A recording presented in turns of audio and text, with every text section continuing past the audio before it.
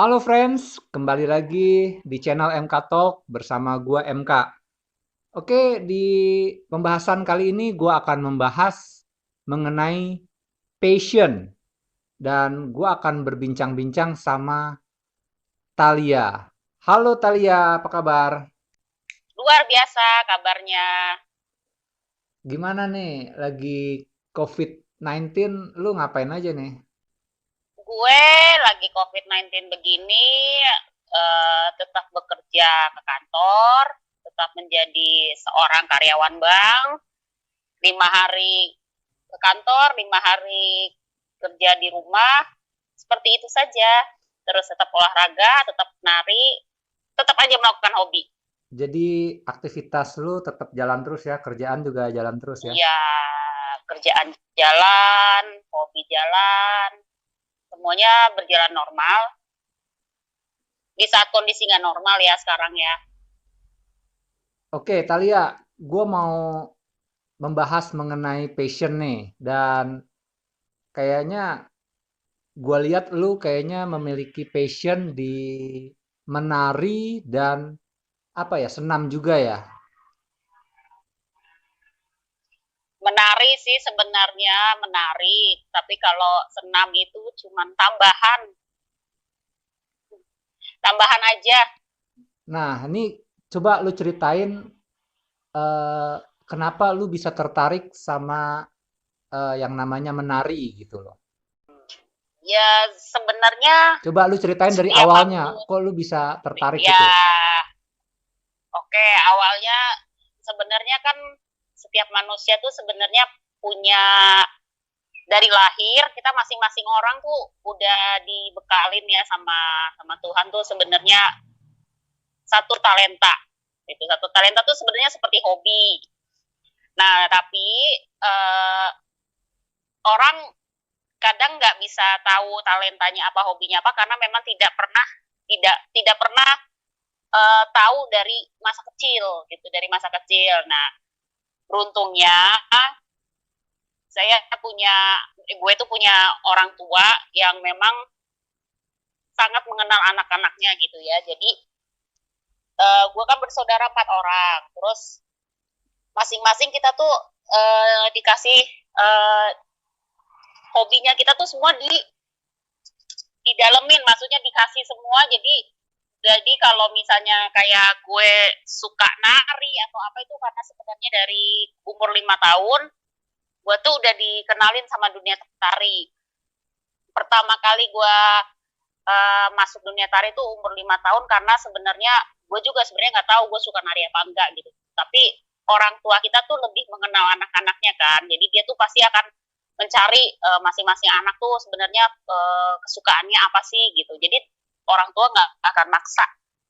Kalau dia memang nggak suka dia nggak akan paksa atau apa. Nah tapi pas gue di umur 5 tahun gue tuh sebenarnya dipaksa untuk eh, mendalami sebuah dunia seni gitu. Jadi umur 5 tahun gue udah dicemplungin ke dunia alat musik.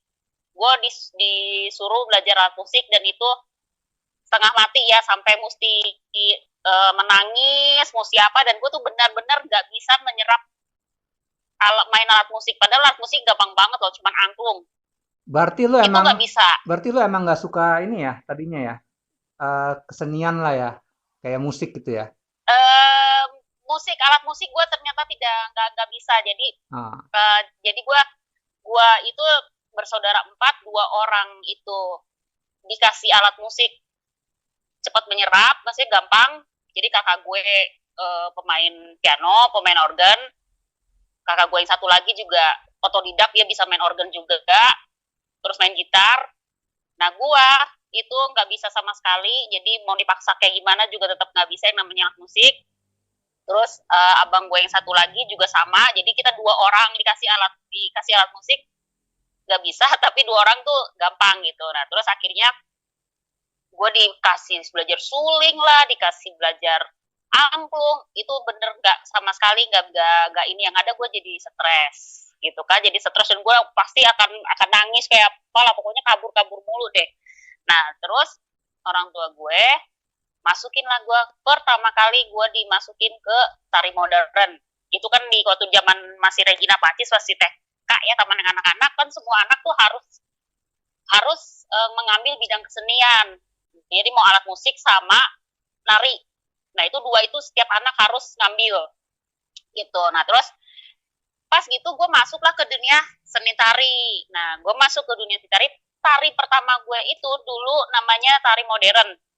Nah tari modern gue belajar, gue di situ tuh langsung suka dan gue nggak stres. Itu yang anehnya. Orang tua gue juga sampai, loh kok ini nggak ada kayak disuruh latihan gampang gitu kan, terus nggak ada yang namanya ketakutan masuk kelas, terus nggak ada yang namanya, jadi setiap, jadi eskul gue kalau seni musik gue D, dapatnya D ya, D sama C, terus kalau misalnya seni tari gue A gitu. Disitulah langsunglah guru-guru sama orang tua gue tahu, oh oke ternyata bukan di seni main alat musik gitu kan. Terus akhirnya pertama kali gue akhirnya dikasih tantangan lah sama guru, karena ngelihat rapot eskulnya dia selalu A plus segala macam, dikasih lah, disuruh tanding. Nah disuruh tanding antar kelas, ya disuruh tanding antar kelas. Gue sebenarnya nggak mau karena nggak percaya diri gitu lah, tapi orang tua gue malah ngepush karena dia bilang, kamu kalau udah dapat A begini harusnya bisa mempertanggungjawabkan, katanya gitu. Orang sudah dapat A masa disuruh tampil aja lawan apa, suruh tampil nggak bisa, katanya gitu. Udah gue dipush lah sama orang tua sama guru. Jadi gue udah 5 tahun di dunia tari itu gue udah under pressure sebenarnya. Terus akhirnya udah gue sampai nangis mau tampil, sampai nangis tuh gue tampil, gue naik panggung umur 5 tahun. Pertama kali gue naik panggung umur 5 tahun, gue narik kipas. Itu ada foto gue yang dengan cemong-cemong ya. Terus gue narik kipas di situ dan gue juara satu sama segrup. Nah disitulah gue langsung melihat gue jadi kayak ketagihan. Dari umur 5 tahun gue tuh udah ketagihan naik panggung. Jadi Gitu. lu udah Dari menemukan passion lu itu pas dari kecil ya, dari udah ketahuan iya ya.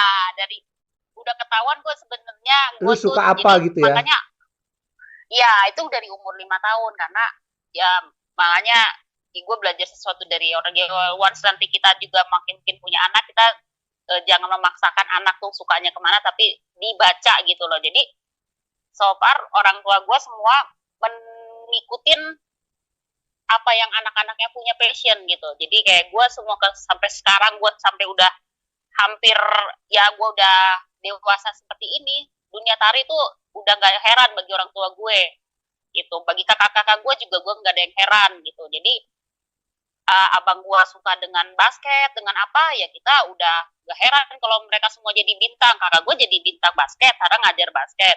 Terus kakak gue sekarang yang dua lagi organ sama ngelukis, mereka ini. Jadi ya ibarat kata ya semua jadi semua gitu loh, talentanya masing-masing. Nah akhirnya ya gue sampai sekarang gue udah menemukan dari umur 5 tahun, oh gue ternyata ditari.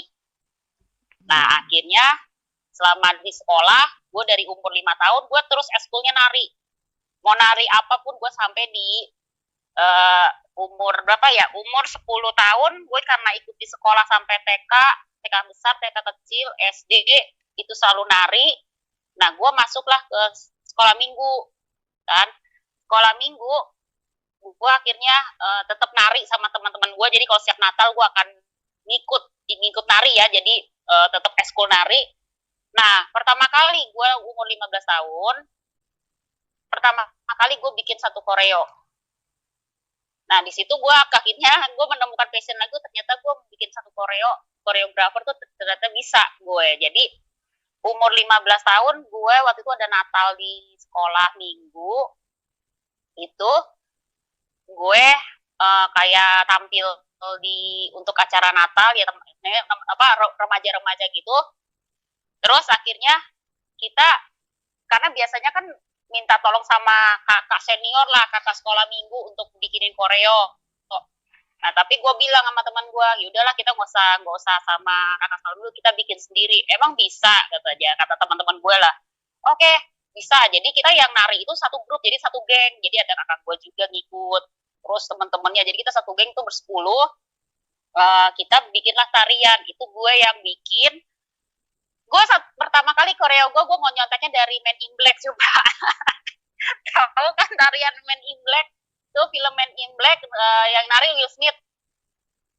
Nanti di browsing aja yang Will Smith yang dia nari sama kartunnya yang warna hijau tuh. Dan itu koreografi pertama gue di umur 15 tahun. Nah, udah pertama kali gue 15 tahun, gue ketagihan. Gitu. Karena, jadi lo ternyata gue bikin begini. Nah, gue kan kalau di dalam dunia tari itu, karena itu udah ada passion gue, talenta gue di 5 tahun, jadi gue akan terus mencari apa ya. Gue kayaknya kalau cuma nari doang gue nggak puas, ini nggak puas gitu. Dan udah 10 tahun kan lumayan kan, nari-nari mulu. Akhirnya 15 tahun gue coba koreografer, dan gue bikin satu koreografi, yaitu berhasil tuh umur 15 tahun. Itu kan tarian modern ya, modern dance gitulah. Terus umur 18 tahun, gue coba lagi tetap di dunia tari, gue balet. Oh, lu pernah balet juga? Umur 18. Balet juga gue 18 tahun, tapi baletnya bukan balet yang resmi ya, tapi gue ngambil baletnya balerina tamborin. Jadi gue pakai alat tamborin kerencengan tuh. Nah, itu umur 18 tahun, gue tampil lagi, dan gue latihan, dan gue juga nggak tahu gimana actingnya. Pokoknya yang penting gue gue pakai tarian tamborin. Dan itu gue cuman mempelajarinya otodidak. Jadi gue ngeliat di YouTube, masa yang beli YouTube, gue liat di TV, segala-gala macam. Gue tampil deh. Pertama kali gue jadi balerina dah itu. Sama teman gue berdua. Teman gue memang les balet, makanya dia ngajarin gue. Tapi gue bilang, gue bisa kok. Gue selalu bilang, gue bisa. Lu suruh gue balerina, gue bisa. Pokoknya gue selalu bilang bisa. Namanya di dunia tari, gue selalu bilang bisa apapun itu ya. Gitu, karena gue ngerasa gue gue dapetin passion gue, talenta gue tuh di umur 5 tahun gitu. Jadi gue ngerasa bahagia itu di umur 5 tahun tuh. Jadi gue punya sesuatu di diri gue yang inilah yang bikin gue bahagia gitu. Terus udah umur 18 tahun gue jadi balerina tamborin, itu di Natal juga. Nah, pas umur 18 tahun kan dulu ada acara tuh di TVRI, inget gak sih? Kalau zaman seumuran kita mah, Dansa Yo Dansa, tahu nggak? Ya, terus? Dulu yang pokoknya gitu. Nah, karena gue suka, dulu kan bokap gue, nyokap gue kan seneng ngelihat nonton Dansa Yo Dansa, karena kan lagu-lagunya tuh lagu-lagu lama ya. Nah, terus selalu tuh nonton di TVRI, orang tua gue nonton tiap malam. Nah, gue suka ngikut. Gue doang yang rajin nonton sama bokap nyokap gue. Nah, terus gue langsung, pertama gue amazed banget. Ih, gila, ini tarian apa? Gue bilangin, kok ada kayak dansa, couple, terus pakai baju cantik-cantik amat. Gue bilangin, iya ampun, kok kayaknya elegan, pokoknya eksklusif lah gitu. Dan gue seneng, dan gue tiap malam itu ikutan nonton. Itu di sekitar SMA kelas 3 lah gitu.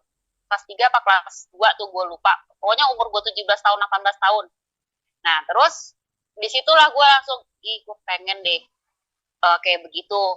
Nah, terus akhirnya gue pernah ngajuin sama abang gue. Abang gue itu yang dokter, di teman kuliahnya itu penari latar di TV, Batavia Dancer. Nah, gue iseng, gue ngomong sama abang gue, dia cerita, teman abang tuh ada loh, dia Batavia Dancer, namanya ini, dia tuh sekarang kuliah tapi sambil nari.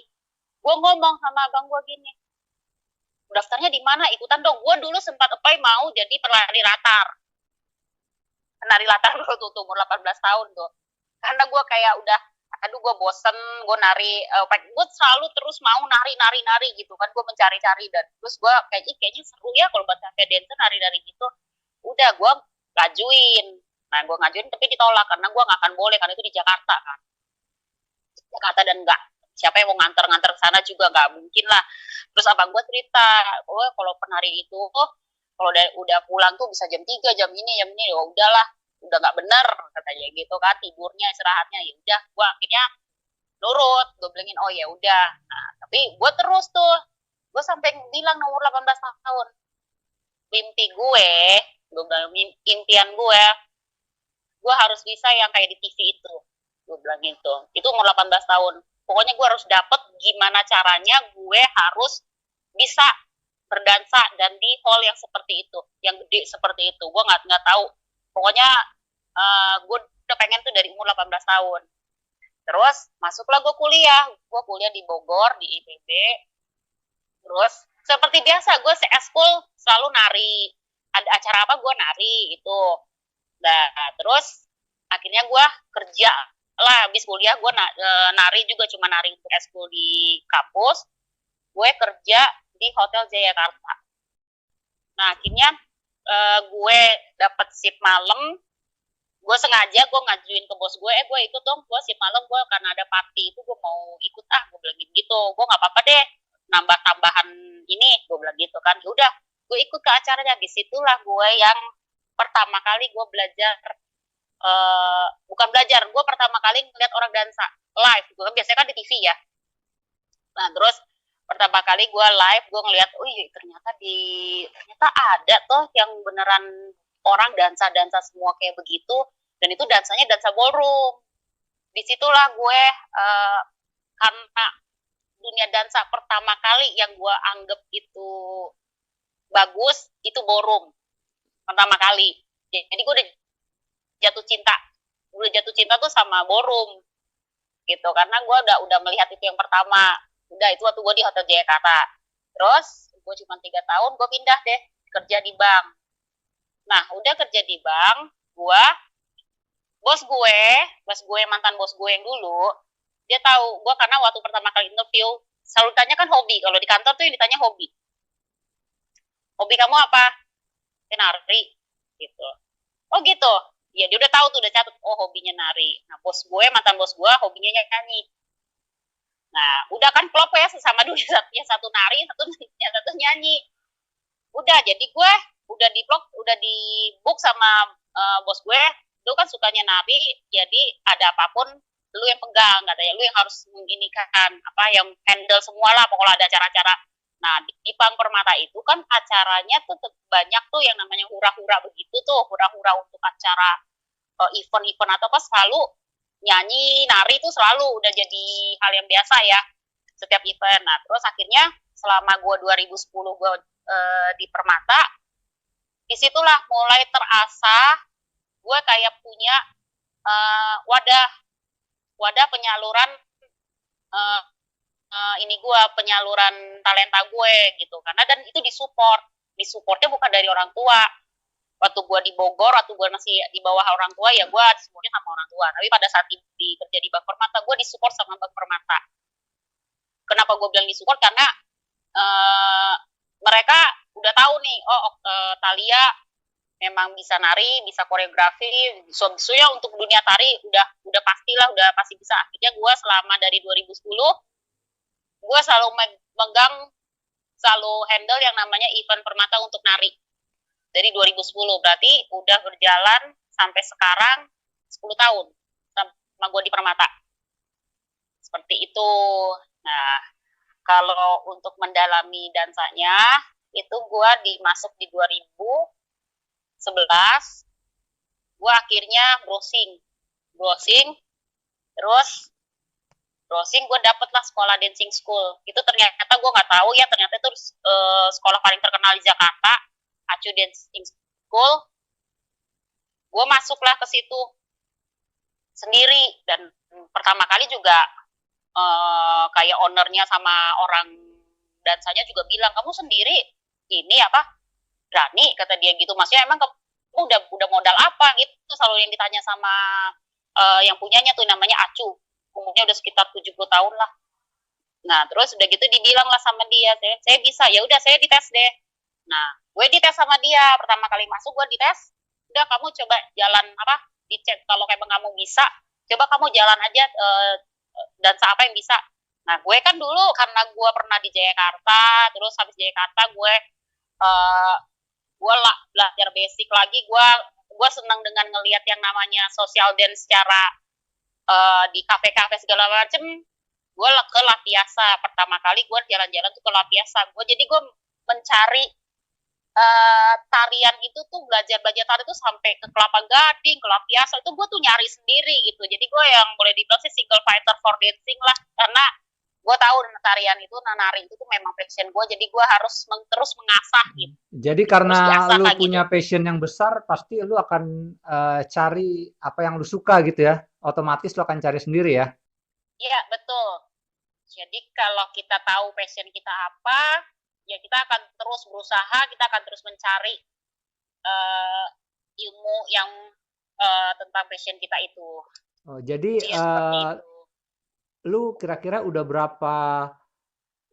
berapa sekolah tari nih yang lu pelajari nih? Berapa guru? Udah banyak kali ya? Hmm, kalau guru, jadi gue belajar tuh dari guru resmi dan tidak resmi ya.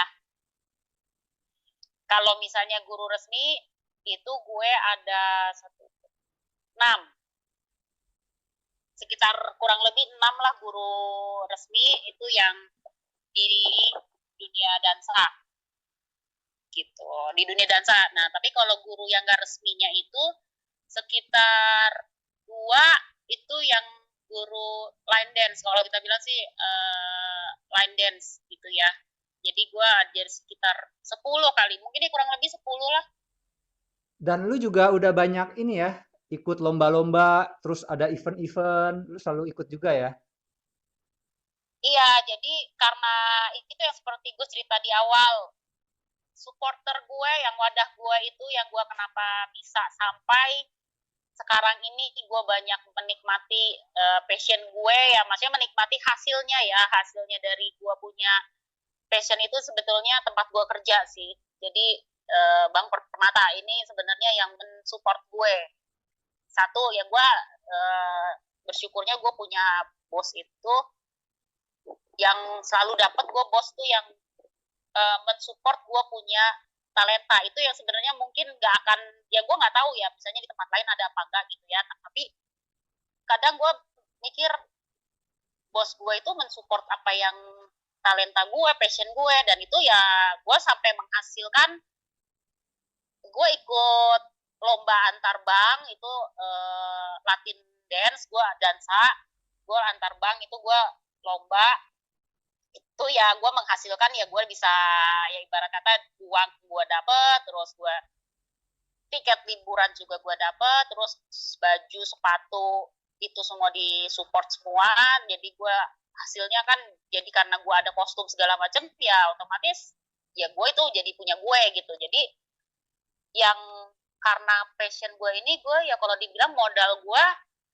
modal belajar gue pakai duit sendiri gitu, modal belajar karena gue harus belajar, tapi modal kayak kostum, sepatu atau apa, gue sebagian besar itu sebagian kecil lah, sebagian kecil itu gue dapat dari gue dapat cuma-cuma gitu. Jadi gue memang selalu bilang kan, karena gue kan sebenarnya gue karena gue tidak mencari uang tambahan di nari, tapi itu hanya boleh dibilang itu hanya gue menyalurkan hobi. Jadi gue misalnya gue disuruh ada event atau apa, gue selalu bilang kasih gue barang aja, gue kayak gitu tuh. Jadi Tapi gue karena kasih gue passion lu barang ya. yang besar ini, karena passion lu yang besar jadi apa ya? Lu bisa dapet uang ya kan, lu bisa dapat liburan Ya, gratis, lu bisa jalan-jalan bahkan sampai ke luar negeri ya. iya, gue pernah gue juga ya, gue ke luar negeri, gue pernah ikut juga Latin Festival, itu pun karena ya sebenarnya sih karena network juga ya, networking, terus kan karena ya orang sih siapa-siapapun yang ngajak gue, atau yang kemarin juga gue kan akhirnya setelah dansa gue maunya semua all about dance, kecuali hip hop ya, kecuali hip hop atau uh, itu gue emang enggak, tapi kalau kayak zumba pokoknya yang Latin, yang dansa segala macam itu memang gue dalemin lah. Jadi orang udah banyak yang tahu gue itu penari Latin sebenarnya. Jadi orang tuh udah image-nya, ya gue sejauh-jauh deh, ada teman gue yang jauh gitu, cowok, dia tuh selalu bilang gini, gue tuh kalau ngelihat itu penari itu tuh gue ingetnya lu kan Latin, jadi pokoknya ada yang berbau Latin tuh, jadi mindsetnya orang, indeksnya orang tentang gue ya udah kayak begitu. Nah akhirnya gue dapet lah banyak ajakan, gue pernah ngisi di kayak di Zumba juga, gue diajak lah ngisi di Kedubes Australia juga udah, terus gue ngisi di apa kemarin, pokoknya yang dansa-dansa gue udah banyak di Ray White ya, Ray White juga udah, terus eventnya Ray White, terus udah gitu di acara besarnya 10 bank besar itu waktu itu bikin acara Latin di Ritz Carlton, gue juga udah, itu gue juga dapet juara 1 sama 3 ya, jadi yang solo sama yang couple udah. Terus gue waktu acara di Permata event kemarin gue bikin, akhirnya gue ngelatih bikin gue bikin satu koreografi untuk dilombain ya itu, jadi departemen gue dapet gue juara juara 3, dan itu juga gue akhirnya ya gue mendapatkan sesuatu ya, jadi gue dapet ya gue bisa liburan lah gitu, gue bisa ke Bali segala macam. Terus udah gitu gue lumayan banyak ya, gue eventnya gue selama 10 tahun di Bank Permata kayak tiap tahun udah ada event, terus tahun bisa 2 kali atau 3 kali. Terus di luar juga gue kayak Zumba segala macam, gue karena gue deket sama instruktur Zumba ya gue sahabatan sama dia gitu. Terus akhirnya setiap ada event dia di mana, dia kan pasti, dia kan sekarang ngajar Zumba, dia udah punya nama juga, ditarik lah gue cuma jadi shadownya lah segala macam. Nah, tapi gue jadi ya ibarat kata gue ada pengalaman, gue di Kedubes Australia waktu kemarin sama dia, terus kemarin acara lagi di kota, acara CFD ya, terus pokoknya gue nggak tahu deh, pokoknya banyak banget. Ya, jadi kalau passion itu ya apapun kalau lu lakukan dengan ya dengan apa yang lu suka gitu, lu kerjakan itu pasti bisa menjadi apa ya, bisa menjadi besar ya dan menghasilkan ya. Iya. Apapun itu ya. Iya. Iya, itu benar banget, dan gue menggaransi 100% itu benar banget. Jadi ya itu lo kebahagiaan yang nggak bisa dinilai uang sih kalau misalnya lo punya passion tapi menghasilkan, dan cukup besar juga menghasilkannya itu, ya. Iya, dan itu cukup cukup besar, yang ya boleh dibilang gue bukan yang profesional, gue bukan penari profesional, karena profesional gue tuh ada gue sebagai karyawan bank, itu gue tetap itu gak akan lepas gitu sampai gue mungkin pensiun segala macam. Terus profesional gue ngelola suatu usaha juga, itu profesional gue kan. Tapi kalau misalnya kayak penari memang tidak profesional, tapi dikenal sebagai seorang yang profesional di dunia tari dan pengajar sekarang. Nah, Oke, gitu. Kira-kira lu punya pesan nggak buat teman-teman untuk mungkin mereka yang lagi mau menjalani passionnya atau mungkin belum tahu, kira-kira lu ada pesan-pesan buat mereka? Ya pesan-pesan, sebenarnya kenali aja ya kalian. Pokoknya pesan gue sih, setiap manusia itu dikasih Tuhan itu satu talenta itu. Nah, kalian cuman perlu mengorek talenta kalian tuh apa, passion kalian itu apa, kelola dengan baik, cintai dengan setulus hati passionnya, jadikan sesuatu yang nanti bisa berguna buat orang lain gitu, berguna buat orang lain, dan itu akan menjadi harta yang paling berharga. Kalau lo jadi passion lo, ilmu lo itu ya lo akan bagi sama orang, dan itu yang paling berharga, dan itu kebahagiaan itu yang gak akan bisa dibeli sih. Dan mungkin coba deh buat teman-teman yang mungkin sekarang belum tahu passion apa, gimana, atau belum tahu gue tuh sukanya apa ya segala macam, coba aja kenali diri aja, diri sendiri gitu. Dan jangan takut mencoba. Ya, walaupun apapun passionnya ya, kadang-kadang kita mikir kan suka, wah passion ini apakah ini bisa menghasilkan, apakah apa ya, enggak, semuanya pasti bisa ya. Iya, gak usah, pasti bisa, gak usah mikir gue masukan atau apa, pokoknya awal pertama kali proses di pertama itu ya jalani, maksudnya prosesnya let it flow aja, mengalir aja. Lu punya passion, lu ibarat apa sih namanya orang Jawa, ngayomi ya apa tuh, pokoknya lu jalanin, lu punya passion, cintai, terus tumbuh apa maksudnya, uh, cintai passionnya, terus terus tumbuhin benih-benih cinta di passion itu, itulah yang akan jadi pasangan lu, maksudnya pasangan diri lu lah ya.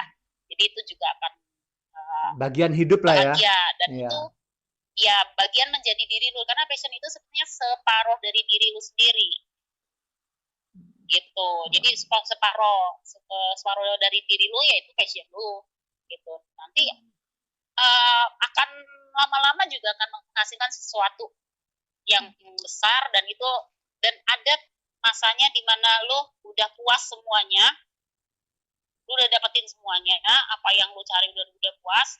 Nah kalau lu udah puas, lu hidup lu bakalan bahagia lah pokoknya. Jadi ibarat kata gue tuh udah kayak darah ya, ibaratnya kalau itu passion gue tuh udah jadi satu sama darah lah gitu ya. Oh, iya, Tuh. oke. Thank you ya, Tak, sudah mau berbagi tentang passion. Nanti kapan-kapan Iya. boleh kita ngobrol-ngobrol lagi ya, berbagi untuk teman-teman yang lain. Oke, teman-teman, Oke. sampai sini dulu nih obrolan kita bersama Thalia mengenai passion. Jadi kalian kalau punya passion jangan takut, kalian harus selalu belajar, asah, dan pasti itu akan menjadi besar dan akan membuat diri kalian juga akan menjadi lebih baik. Oke, gua MK dan Thalia kita mohon pamit dulu ya, dan selalu ikutin channel ini dan sampai jumpa di video-video yang lainnya.